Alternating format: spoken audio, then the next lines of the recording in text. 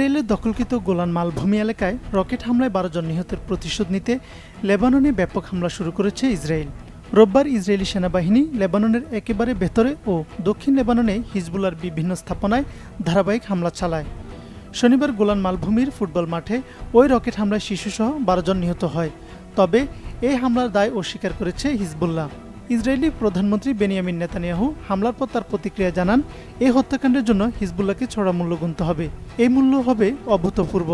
ইসরায়েলের সামরিক মুখপাত্র ড্যানিয়েল হাগারি জানান, ফুটবল মাঠে আঘাত হানা রকেটটি ইরানের তৈরি ফালাক 1, যা ইরান ছাড়া শুধু হিজবুল্লাহর হাতেই রয়েছে।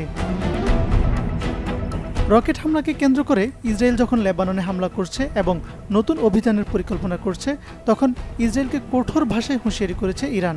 রোববার ইরানের পররাষ্ট্র মন্ত্রণালয়ের মুখপাত্র নাসের কানানি এক বিবৃতিতে এই হুঁশিয়ারি উচ্চারণ করেন।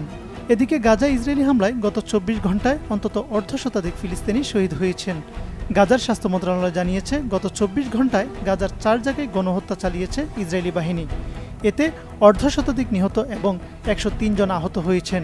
এই নিয়ে দখলদার দেশটির নির্বিচারে হামলায় অন্তত 39,258 জন নিহত এবং 90,589 জন আহত হয়েছেন। গাজায় ফিলিস্তিনিদের নির্বিচারে হত্যা এবং লেবানন ও ইসরায়েলের পাল্টাপাল্টি হামলার মধ্যে সিরিয়ার পূর্বাঞ্চলীয় দেইর আজ জাওয়ার প্রদেশে মার্কিন ঘাঁটিতে ক্ষেপণাস্ত্র হামলা চালালো ইরাকের ইসলামী প্রতিরোধ যোদ্ধারা। গত 24 ঘন্টায় এই নিয়ে সিরিয়ায় মার্কিন ঘাঁটিতে তৃতীয় দফা হামলা চালানো হলো। ফিলিস্তিনের অবরুদ্ধ গাজায় ইসরায়েলের আগ্রাসনের ফলে এই হামলার ঘটনা ঘটল।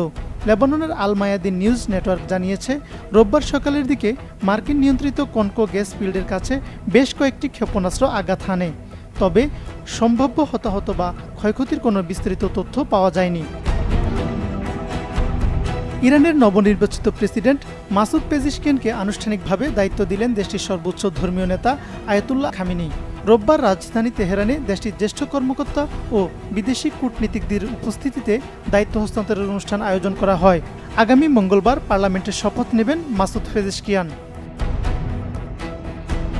দায়িত্ব হস্তান্তরের এই দিন ভয়াবহ দাবদাহে পড়ছে ইরান। তাপমাত্রা 37 ডিগ্রি সেলসিয়াস থেকে 42 ডিগ্রি সেলসিয়াস পর্যন্ত ওঠানামা করছে। এমন পরিস্থিতিতে দেশটিতে রোববার সব সরকারি ও বেসরকারি প্রতিষ্ঠান বন্ধ ঘোষণা করা হয়েছে। যুক্তরাষ্ট্রের সাবেক প্রেসিডেন্ট ডোনাল্ড ট্রাম্পের বক্তব্যে আবারও সাম্প্রদায়িকতার সুর পাওয়া গেল। শুক্রবার খ্রিস্টান ধর্মাবলম্বীদের উদ্দেশ্যে তিনি বলেন, আপনারা যদি নভেম্বরে আমাকে ভোট দেন, তাহলে আগামী 4 বছরের মধ্যে আপনাদের আর ভোট দিতে হবে না।